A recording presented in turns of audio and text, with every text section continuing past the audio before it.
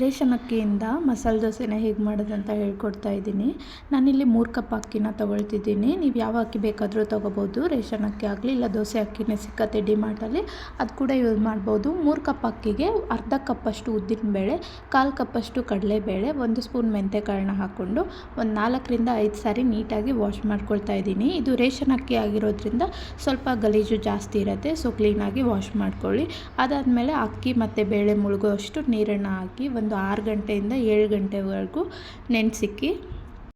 ಅದರ ಜೊತೆಗೆ ನಾನಿಲ್ಲಿ ಅರ್ಧ ಕಪ್ಪಷ್ಟು ದಪ್ಪ ಅವಲಕ್ಕಿನ ಒಂದು 2ರಿಂದ 3 ಬಾರಿ ವಾಶ್ ಮಾಡಿ ನೆನೆಸಿಟ್ಕೊಳ್ತಾ ಇದ್ದೀನಿ. ತೆಳು ಅವಲಕ್ಕಿ ಕೂಡ ನೆನೆಸ್ಕೋಬೋದು. ತೆಳು ಅವಲಕ್ಕಿ ಯೂಸ್ ಮಾಡೋದಾದರೆ 3/4 ಕಪ್ಪಷ್ಟು ತಗೊಳ್ಳಿ. ಇದೆಲ್ಲ ಒಂದು 6ರಿಂದ 7 ಗಂಟೆ ನೆನೆಸಿದಾದ್ಮೇಲೆ ನಾನು ಗ್ರೈಂಡ್ರಲ್ಲಿ ರುಬ್ಕೊಳ್ತಾ ಇದ್ದೀನಿ. ನೀವು ಇದೇ ಥರ ಫಸ್ಟು ಅಕ್ಕಿ ಬೇಳೆನ ಮಿಕ್ಸರಲ್ಲಿ ರುಬ್ಕೊಂಡು ಆಮೇಲೆ ಅವಲಕ್ಕಿನ ಸಪ್ರೇಟಾಗಿ ರುಬ್ಕೊಂಡು ಸೇರಿಸ್ಕೋಬೋದು. ನಾನಿಲ್ಲಿ ಒಂದು 3/4 ಭಾಗ ರುಬ್ಬಿದಾದ್ಮೇಲೆ ನೆನೆಸಿಟ್ಟಿರೋ ಅವಲಕ್ಕಿ ಹಾಗೆ ನೀರನ್ನು ಹಾಕ್ಕೊಂಡು ಇನ್ನೊಂದು 5 ನಿಮಿಷ ರುಬ್ಕೊಳ್ತಾ ಇದ್ದೀನಿ. ಗ್ರೈಂಡ್ರಲ್ಲಿ ರುಬ್ಬೋದ್ರಿಂದ ಹಿಟ್ಟು ಚೆನ್ನಾಗಿ ಉಬ್ಬಿ ಬರುತ್ತೆ, ಸೊ ದೋಸೆ ಕೂಡ ತುಂಬ ಕ್ರಿಸ್ಪಿಯಾಗಿ ಬರುತ್ತೆ. ಇವಾಗ ಎಲ್ಲ ರುಬ್ಬಿದಾದ್ಮೇಲೆ ಓವರ್ ನೈಟ್ ನಾನು ಇದನ್ನ ನೆನೆಯಕ್ಕೆ ಬಿಡ್ತಾ ಇದ್ದೀನಿ ಹಿಟ್ಟನ್ನ.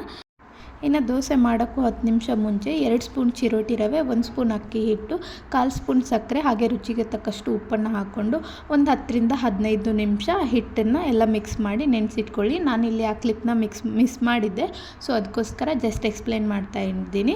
ಇನ್ನು ನಾನು ಕ್ಯಾಸ್ಟ್ ಐರನ್ ತವೆನೇ ಯೂಸ್ ಮಾಡೋದು, ನಾನ್ ಸ್ಟಿಕ್ ತವೆನೇ ಯೂಸ್ ಮಾಡಲ್ಲ. ಸೊ ಈ ತವೆ ಮೇಲೆ ಸ್ವಲ್ಪ ಎಣ್ಣೆ ಹಾಕಿ ಈರುಳ್ಳಿಯಿಂದ ನೀಟಾಗಿ ರಬ್ ಮಾಡಿಕೊಂಡು ಆಮೇಲೆ ಈ ಥರ ಹಿಟ್ಟನ್ನು ಹಾಕಿ ನೀಟಾಗಿ ದೋಸೆನ ಉಯ್ದರೆ ಆಯಿತು.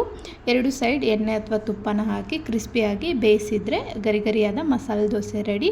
ಈ ವಿಡಿಯೋ ನಿಮ್ಗೆ ಇಷ್ಟ ಆದರೆ ನನ್ನ ಚಾನಲ್ನ ಸಬ್ಸ್ಕ್ರೈಬ್ ಮಾಡಿ, ಹಾಗೆ ನಿಮ್ಮ ಫ್ರೆಂಡ್ಸ್ ಆ್ಯಂಡ್ ಫ್ಯಾಮಿಲಿ ಜೊತೆ ಶೇರ್ ಮಾಡಿ, ಅವ್ರಿಗೂ ಕೂಡ ಸಬ್ಸ್ಕ್ರೈಬ್ ಆಗೋಕ್ಕೆ ಹೇಳಿ. ಇದೇ ಥರ ವೀಡಿಯೋಸ್ಗೋಸ್ಕರ ಬೆಲ್ ಐಕನ್ನ ಪ್ರೆಸ್ ಮಾಡಿ, ಸೊ ನಾನು ಯಾವುದೇ ವೀಡಿಯೋ ಹಾಕಿದರೂ ನಿಮಗೆ ಮೊದಲು ನೋಟಿಫಿಕೇಷನ್ ಬರುತ್ತೆ. Thank you.